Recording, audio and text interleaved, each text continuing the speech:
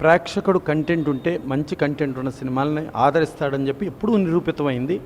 మనకు ఈ సంక్రాంతిలో చూసుకుంటే పెద్ద సినిమాలు గుంటూరు కారం, సైంధవ్, నా సావిరంగా ఉన్నా కూడా హనుమాన్ అనే ఒక చిన్న సినిమా ప్రపంచవ్యాప్తంగా అతిపెద్ద హిట్ అయ్యి కలెక్షన్ల సునామీ సృష్టించి గొప్ప సినిమాగా నిలిచిందంటే కంటెంట్ ఉంటే ఎప్పుడు ఆదరిస్తాడు. దాని తర్వాత డీజే టిల్లు చూసాం. డీజే టిల్లు కూడా బ్రహ్మాండంగా ఆదరించాడు. కానీ డీజే టిల్లు తర్వాత నెంబర్ ఆఫ్ సినిమాలు చూసుకుంటే డైలీ నో షో, ఆడియన్ లేడు, షోలు బంద్ అయింది. ఇది కంటిన్యూగా మనం వింటున్నాం, చూస్తున్నాం. అలాగే గుంటూరు జిల్లాలో సి క్లాస్ ఎగ్జిబిటర్లో క్యూబు, యుఎఫ్ఓ, పిఎక్స్డి డిజిటల్ది మేము భరించలేని స్థాయిలోకి వెళ్ళిపోయింది. అది ఇండస్ట్రీకి పెనుభారం అయింది. ఒక ప్రొడ్యూసర్ భరించాలన్నా, ఒక డిస్ట్రిబ్యూటర్ భరించాలన్నా, ఈవెన్ సి క్లాస్ ఎగ్జిబిటర్లు భరించాలన్నా మాకు ఇబ్బందిగా ఉంది. మేము అది భరించలేకపోతున్నాం కాబట్టి మేము థియేటర్లు బంద్ చేస్తున్నాం అని చెప్పి దాదాపు నెల 2 నెలల క్రితమే గుంటూరు జిల్లాలో బంద్ చేసేయటం జరిగింది. ఇవాళ రోజున తెలంగాణలో 10 రోజుల వరకు మేము బంద్ చేస్తున్నామన్నారు. డెఫినెట్గా మన డీజే టిల్లు తర్వాత కంటిన్యూగా చూసుకుంటే 95% థియేటర్లన్నీ నో షోలు, బందే జరిగింది. రీసెంట్గా ఒక సినిమా చూస్తే 480 థియేటర్లో డిజిటల్కి డబ్బులు కడితే కేవలం 80 థియేటర్లోనే షోలు పడినాయి. ఆ 80 థియేటర్లో షోలు పడి తర్వాత కూడా ఇది అయిపోయింది. దీనికి ప్రధాన కారణం మనకు ఒక విధంగా చూస్తే ఐపీఎల్ అంటాం. ఐపీఎల్ ఎవ్రీ ఇయర్ ఉంటుంది. ఐపీఎల్ అనేది ఒక థ్రెట్. దానితో పాటు ఎన్నికలు, ఆ ఎన్నికలు అనేది చాలా పెద్ద ఇదైపోయింది. గతంలో ఏంటంటే నామినేషన్ ప్రక్రియ స్టార్ట్ అయ్యి జస్ట్ బిఫోర్ క్యాండిడేట్ని అనౌన్స్ చేసేవారు. అక్కడి నుంచి వాళ్ళ ప్రచారంలోకి వెళ్ళి అలా జరిగేది. ఈసారి క్యాండిడేట్ని చాలా బిఫోరే అనౌన్స్ చేసేసుకుంటాం. క్యాండిడేట్లు ఆ బిఫోరే ప్రచారంలోకి వెళ్ళిపోవటం. ప్రతి క్యాండిడేట్ అనమాల వేలాది మంది డైలీ వాళ్ళకి డబ్బులు కానీ, ఫుడ్ కానీ వాళ్ళకి ఇవ్వటం, వాళ్ళకి ఒక ఎంప్లాయ్మెంట్ లాగా వచ్చేసేటప్పటికి అదే పని అయ్యేటప్పటికి మే 13 వరకు అసలు ఎవరు థియేటర్లకు రాకుండా కేవలం ఇదే ఉండేటప్పటికి అన్ని చోట్ల నో షోలు వచ్చేసింది. ఈ నో షోలతో రోజు దీనికంటే ఒక 10 రోజులు మూసేద్దాం, 10 రోజులు బంద్ పెట్టేస్తే అసలు గొడవే ఉండదు అని చెప్పి తెలంగాణలో ఇప్పుడు, అలాగే గుంటూరులోనేమో డిజిటల్ మూలంగా బంద్ చేస్తున్నామని నెల 2 నెలల క్రితమే వాళ్ళు చెప్పేసి వాళ్ళు బంద్ చేయటం. ఇవాళ ఓవరాల్గా థియేటర్లు చూసుకుంటే 2 తెలుగు రాష్ట్రాల్లో సుమారుగా 1800 థియేటర్లు అనుకుంటే కేవలం స్క్రీనింగ్ జరుగుతున్న థియేటర్లో 100-200 మించి కంటే ఎక్కువ పెద్ద కనబడటం లేదు.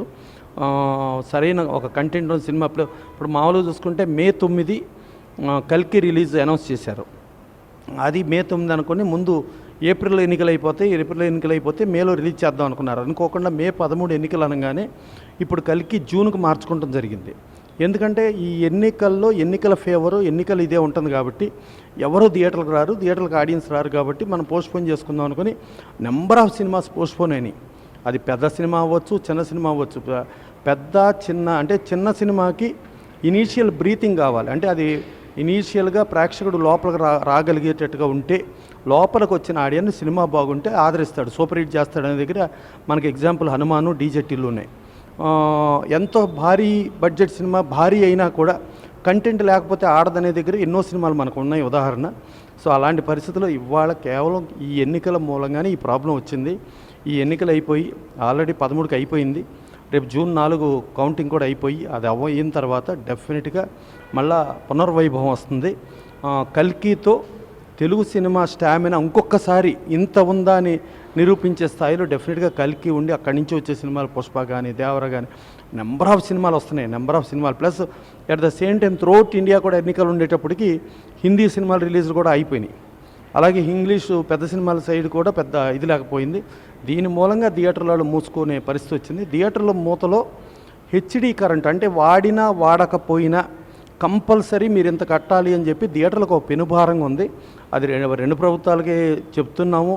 మనం సినిమా ఇండస్ట్రీ అంటాం. ఇది ఇండస్ట్రీ స్టేటస్లో సబ్సిడీలో కరెంట్ ఇచ్చి ఆ హెచ్డి కరెంట్ మినిమం ఇంతని కాకుండా వాడిన కరెంటుకి వాడినట్టుగా ఛార్జ్ చేయమని అడుగుతున్నాం. సో అదొకటి జరిగి, అలాగే ప్రొడ్యూసర్స్ కూడా ఏది యాజ్ ఇట్ ఈస్గా చెప్పాలంటే జిఎస్టీ ఇన్పుట్ ఇస్తూ ఉన్నారు. స్టేట్ జిఎస్టీ ఏదైతే కట్టారో ఆ కట్టింది మొత్తం ప్రొడ్యూసర్లకు ఇస్తూ ఉన్నారు. ప్రొడ్యూసర్స్ ప్రోత్సాహకాలు ఇస్తూ ఉన్నారు. సో అవన్నీ జరగలేదు. ప్లస్ నంది అవార్డ్స్ కూడా అక్కడ ఆపేశారు ఆంధ్రప్రదేశ్ ప్రభుత్వం. ఇక్కడ తెలంగాణ ప్రభుత్వం సింహ అవార్డ్స్ ఇస్తామని చెప్పి అది కూడా ఆపేసింది. అయితే రీసెంట్గా రేవంత్ రెడ్డి గారిని కలిస్తే ఆయన గద్దర్ అవార్డ్స్ ఇస్తా అన్నారు. రేపు జూన్ 4 తర్వాత వచ్చిన ఆంధ్రప్రదేశ్ ప్రభుత్వం కూడా డెఫినెట్గా అవార్డ్స్ ఇచ్చి, ఎక్కడైతే ఈ అవార్డ్స్ కవులు, కళాకారులకి ప్రోత్సాహకరంగా ఉంటాయో అక్కడే రాజ్యాలు సుభిక్షంగా ఉంటాయి. ఎప్పుడైతే ఇవి లేవో దుర్భిక్షంగా ఉంటాయి. ఇది రాజుల కాలం నుంచి వస్తున్న ఆనవాయితీ, రాజుల కాలం నుంచి వచ్చిన ఆ సిస్టమ్కి విరుద్ధంగా ఇవన్నీ జరుగుతున్నాయి. సో ఇప్పుడు ఆడియన్ లేని కారణంగా బంద్ చేయటం జరిగింది. దీనికి ఎవ్వరం ఏం చేయలేం. ప్రేక్షకుడు రాకపోతే ఇంకోటి మన ఏమంటున్నాం, బంద్ కారణం అంటే బంద్ అనౌన్స్ చేశారు, బంద్ అనౌన్స్ చేస్తే ప్రేక్షకులకు షాక్ అంటున్నారు. కాదు, ప్రేక్షకులు థియేటర్లకు రాని కారణంగా థియేటర్లు బంద్ చేశారు. ప్రేక్షకుల షాకుకి థియేటర్లు బంద్ అయినాయి. ఇచ్చింది ప్రేక్షకులు, ప్రేక్షక దేవుళ్ళు అని చూస్తాం, ప్రేక్షకులు షాక్ ఇచ్చారు. సో అందుకని డెఫినెట్గా రేపు జూన్ నుంచి పచ్చగా మారుతుంది. మళ్ళీ కలికి నుంచి వరుసగా హౌస్ఫుల్ కలెక్షన్స్తో బ్రహ్మాండంగా వస్తుంది.